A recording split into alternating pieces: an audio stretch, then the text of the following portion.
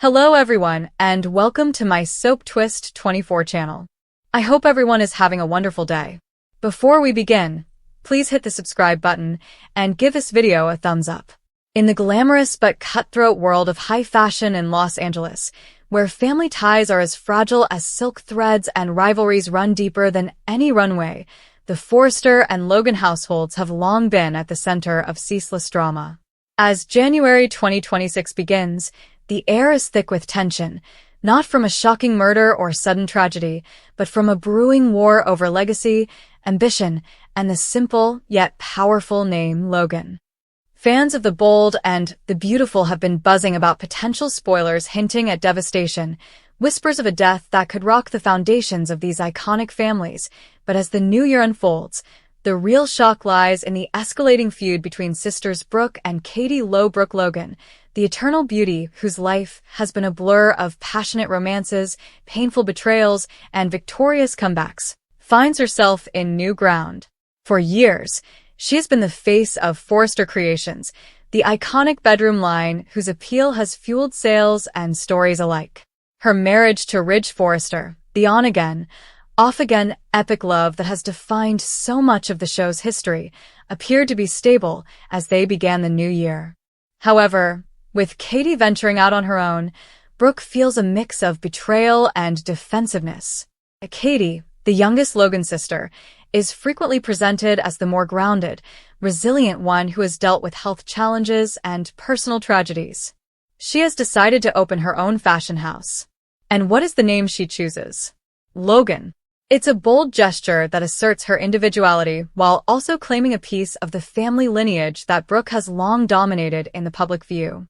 The battle begins when a trademark lapse is discovered, allowing Katie and her sponsor, Bill Spencer, to gain the rights to the Logan name for her new business. Bill, the wealthy media mogul with a tangled background involving both sisters, is solidly in Katie's corner. His billions and power backed her dream, escalating what could have been a petty sibling feud into a full-fledged corporate and emotional conflict. Brooke, together with Ridge and Carter Walton, worked to undercut Katie's efforts. Carter, the devoted COO whose own romantic entanglements have caused ripples in the past, assists in devising strategies to protect Forrester's authority. They initially dismissed Katie's startup as a little venture that couldn't compete with the Forrester empire, but now see it as a threat. As the days of early January pass, discussions at Forrester Creations become fraught battlegrounds. Ridge, with his creative flair and strong commitment to his family's tradition, anticipates Katie's brand will fade away. Brooke, troubled by images of her sister's achievements surpassing her own, repeats their arguments in her head. Katie, meantime, devotes her heart to creating something of her own, away from the shadow of Brooke's stardom and the Forrester machine. She seeks out new talent, such as the fire designer Deke, and gives him a chance to flourish and prove the doubters wrong. Bill confronts Ridge, and accusations fly over who really created the schism between the sisters.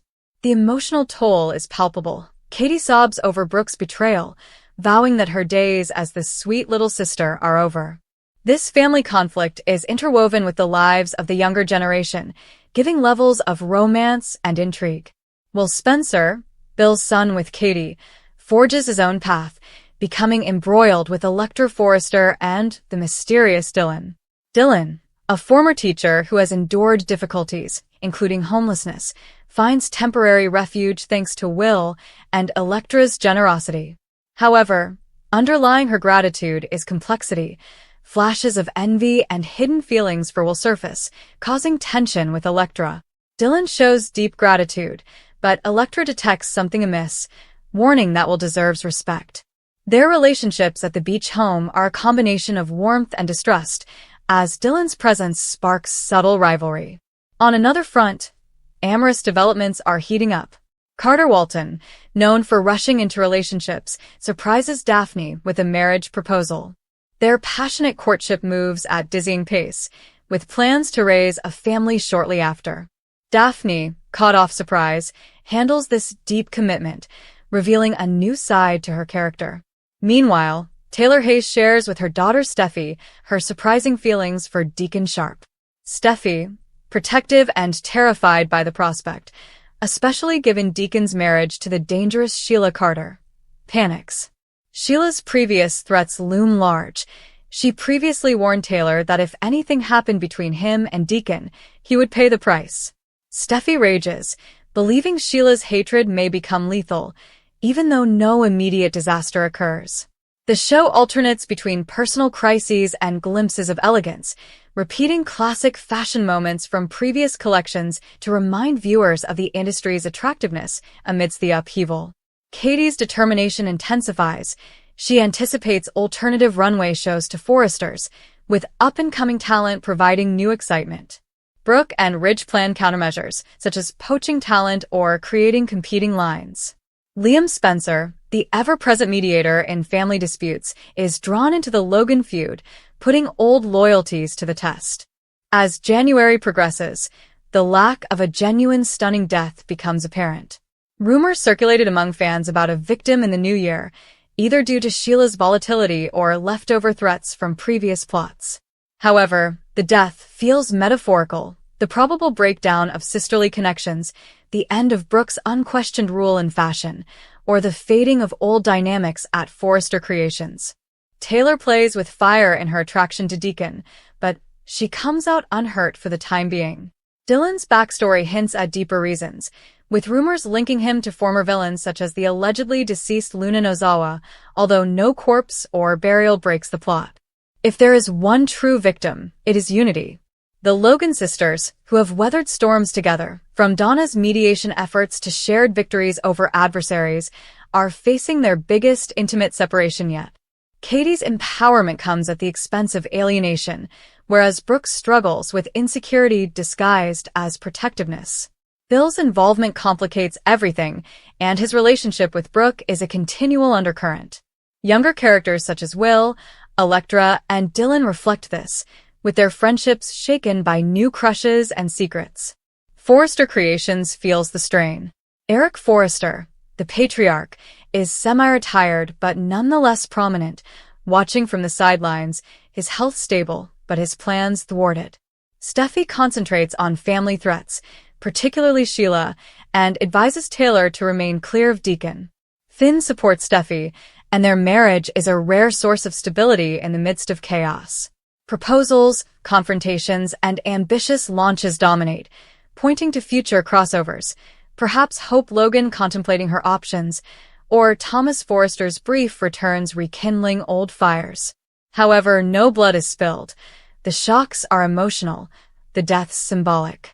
Katie's fashion firm gets traction, stealing talent and safeguarding the Logan brand, pushing Brooke to accept that her sister's success does not undermine her own history. In this world of never-ending cycles, loves lost and reunited, rivalries reignited, the ultimate drama is in change. As the January 2026 episodes air, viewers will witness a family redefine themselves rather than a murder case. Brooke and Katie's fight escalates, lines are formed, and alliances alter. Dylan clings to Will's group, her obsession gradually deepening. Carter and Daphne race toward marriage, filled with optimism and haste. What about the victim? Maybe complacency.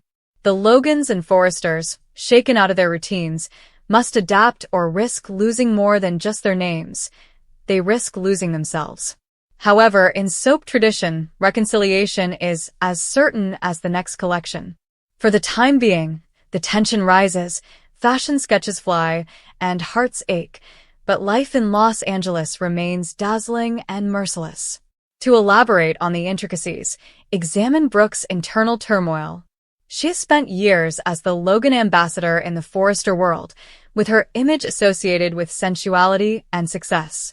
Katie's move feels like a usurpation, awakening long-buried fears. Flashbacks to their shared history, support after Katie's heart transplant, collaborative battles with Sheila or other adversaries, make the schism heartbreaking.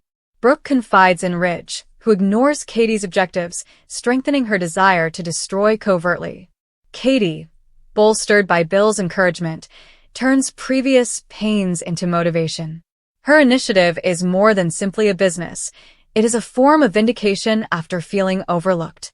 Recruiting Deke, The young designer victimized by Forrester politics represents new beginnings. Their meetings are full of creative energy, in stark contrast to Forrester's established hierarchy. Romantic subplots bring relief. Carter's proposal to Daphne is spontaneous yet heartfelt, repeating his previous behavior but with maturity. Daphne's reaction is a mix of excitement and caution, delving deeper than her first perceptions. Taylor and Deacon's flame adds a sinister allure. Taylor, post-therapy, seeks connection. Deacon provides unexpected depth. Steffi's fear originates from history, Sheila's gunshots, escapes, and threats. Sheila, on the other hand, remains contained, her threat limited to words for the time being. Youthful stories serve as the show's foundation. Will's compassion to Dylan originates from empathy, possibly reflecting his own family difficulties. Elektra's envy foreshadows confrontation, while Dylan's thankfulness conceals deeper yearnings. The plot favors evolution over removal, so no headlines scream death. Previous deaths, such as Luna's confusing ending, teach caution in assuming finality, but here, progress triumphs. As the weeks pass, expect crossovers. Hope managing loyalties, Liam mediating, and possibly Eric advising Katie. Fashion shows loom, pitting lines against one another. The frightening factor is not a victim on a slab, but rather vulnerability displayed. Brooke challenges her place. Katie asserts hers, love blossoms, and threats boil. January 2026 weaves ambition, heartbreak, and romance into the timeless tapestry of the bold and the beautiful, with no corpse required. The drama continues to be as gripping as ever, demonstrating that emotional wounds are the most deeply felt in this world. January dawned in Los Angeles with an eerie silence, and for those involved in the glittering yet dangerous world of Forrester Creations, the new year carried a foreboding weight. When a death struck the Forresters, Logans, Spencers, and Finnegans, whispered unease turned to shock. Everyone wanted to know not only how it happened, but who the victim was beneath the public image, rivalries, and secrets that characterized them. The loss did not occur as a spontaneous accident that could be readily explained away. It felt preordained, as if months of unsolved problems, secret grudges, and emotional fissures had culminated in this single, heartbreaking moment. The kind of moment that pauses discussions in mid-sentence and leaves rooms empty with bewilderment. Nobody was spared, since in this society, every action has repercussions, and every relationship is intertwined in ways that make tragedy community rather than personal. At the midst of the maelstrom stood a figure who had long captivated attention. This was someone who was both respected and despised, adored and feared, and whose decisions influenced the paths of others, whether they intended to or not. In the days running up to January, small signals indicated that something was really wrong. Tense conversations lasted a beat too long. Apologies were left unsaid. Threats, previously dismissed as emotional outbursts, suddenly appeared scary in retrospect. The victim was more than just a name or a face. They were a representation of ongoing power battles. Their deaths compelled everyone to face painful realities about themselves. For some, bereavement was sudden and overwhelming. Others felt guilty, relieved, or even suspicious. Tears were shed, as were accusations. In a culture based on beauty and ambition, death removed the sheen and revealed raw, unadulterated feeling. As the word circulated, reactions ranged dramatically. Some hesitated to believe it, hoping it was just a misunderstanding, another dramatic turn of events that would be reversed. Others accepted it with resignation, seeing that the victim was living on borrowed time, emotionally if not physically. The void they left behind was tough to overlook. Offices seemed quieter. Family gatherings seemed inadequate. Even long-standing feuds lost steam, at least momentarily, as everyone refocused their priorities in the aftermath of defeat. The circumstances surrounding the death prompted more questions than answers. Was it an accident, or the unfortunate outcome of stress and poor decisions? Or was there something more purposeful going on? Whispers of foul play spread almost quickly, fueled by the victim's history of enemies and uncompleted business. Almost everyone in this circle had a reason, and the unpleasant fact made trust difficult to establish. Conversations were cautious, eyes examined faces for signs of duplicity, and long-standing partnerships appeared shaky. The victim had just appeared to be on the verge of a new chapter, which made the tragedy all the more painful. Plans had been planned, pledges made, and futures envisioned. There were glimpses of redemption, and it appeared that past mistakes would finally be addressed. That prospect was now gone, replaced by the harsh reality of death. For those who believed in second chances, the loss was especially bitter. Family members struggled the most, experiencing sorrow in their own unique way. Some withdrew, unable to bear the reminders of what they had lost. Others reacted angrily, using their rage to protect themselves from severe agony. Old familial dynamics returned, exacerbated by loss. Siblings questioned their final discussions. Children remembered words said in frustration and wanted passionately for another chance to put things right. Parents mourned not only the individual, but also the unrealized potential. Romantic partners were left stranded, dealing with the abrupt loss of shared dreams. When love is cut short, it leaves a distinct hurt. It is not just the absence of the individual, but the collapse of a story that was still in progress. Some found themselves repeating the final seconds over and over, looking for clues they had missed. Others suffered with unsolved problems that had become stuck in time and could not be resolved. Friends, too, grieved the loss intensely, but in a quieter way. They recalled late-night discussions, shared successes, and private jokes that suddenly seemed holy. In their memory, the victim was characterized not by scandals or power moves, but by moments of weakness that the rest of the world rarely witnessed. These memories complicated the public narrative, reminding everyone that no one is ever simply one thing. As the days passed, the shock turned into a collective reckoning. The death prompted long-awaited discussions on accountability, forgiveness, and the cost of unrelenting ambition. Some characters began to wonder if the chase of achievement had blinded them to what was truly important. Others doubled on, claiming sadness to excuse even more vicious acts. In this milieu, grieving coexisted with manipulation. The investigation into the death became a focal focus, exposing distinctions between reality and perception. Each revelation seemed to implicate someone fresh or call into question previous assumptions. Alibis were investigated, time frames were recreated, and secrets were revealed. The victim's prior deeds returned unexpectedly, reminding everyone that history has a way of manifesting itself when it's least convenient. The mystery was extremely captivating because it felt deeply personal. This was not an abstract crime, but rather a wound etched into the center of the town. Every clue held emotional weight, and every notion threatened to rip relationships apart.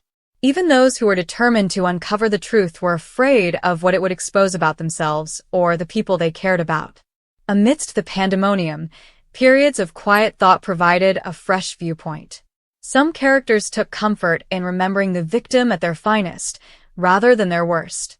They discussed compassion, loyalty, and acts of kindness that never made headlines. These stories did not alleviate the agony, but rather provided complexity to the collective remembrance, ensuring that the person was not reduced to the manner in which they died alone. Others grappled with regret, burdened by unspoken words and unfinished business.